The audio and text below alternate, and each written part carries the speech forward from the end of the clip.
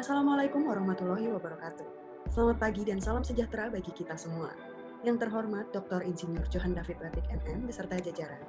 Yang kami hormati Bapak Owen Anwaruddin SPT MSI dan Bapak Dr. Yoyon Haryanto SST MP. Yang saya hormati Ketua Panitia Webinar Kampus Desa Saudari Aufa Yuriska.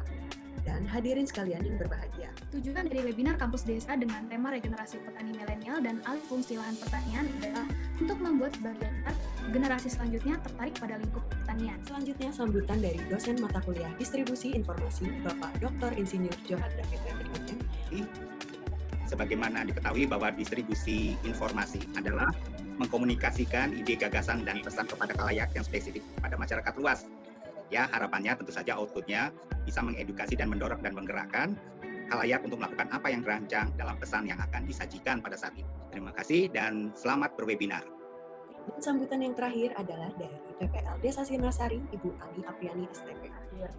Di dekat perkotaan ya, jadi untuk wilayah pertaniannya pun semakin kesini itu untuk wilayahnya semakin berkurang. Selanjutnya saya serahkan pada moderator pertama yaitu Saudara Fernando Sipang. Baik, terima kasih. Ini dalam rangkaian pemaparan materi yang akan langsung dibawakan oleh narasumber kita, yaitu Bapak Owen Anwaruddin, SPT MSI, IPB. Tema yang akan saya sampaikan adalah mengenai regenerasi petani milenial.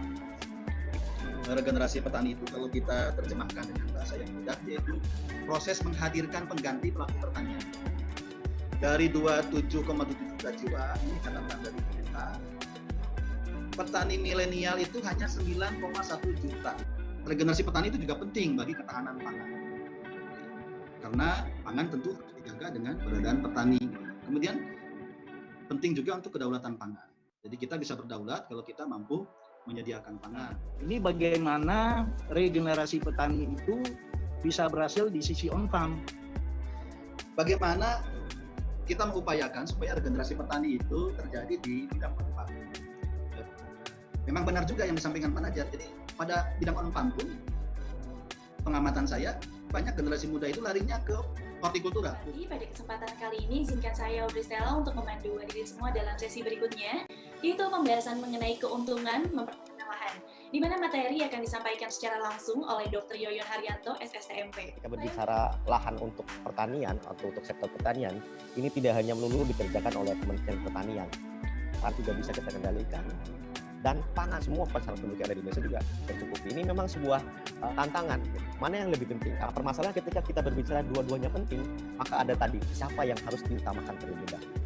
Menurut Kementerian Pertanian, lahan pertanian Indonesia mengalami penyusutan setiap tahunnya adalah kisarannya 50 sampai 100 ribu hektar per tahun. Meskipun kami juga terus menambah cetak sawah dan segala macam. Fungsi sebuah lahan itu kecenderungannya mewadahi dan menjembatani bagaimana kondisi perekonomian di dalam suatu wilayah tersebut. Ini bagaimana fungsi pemerintah pusat agar bisa mendorong Pemda ini untuk menahan alih fungsi lahan.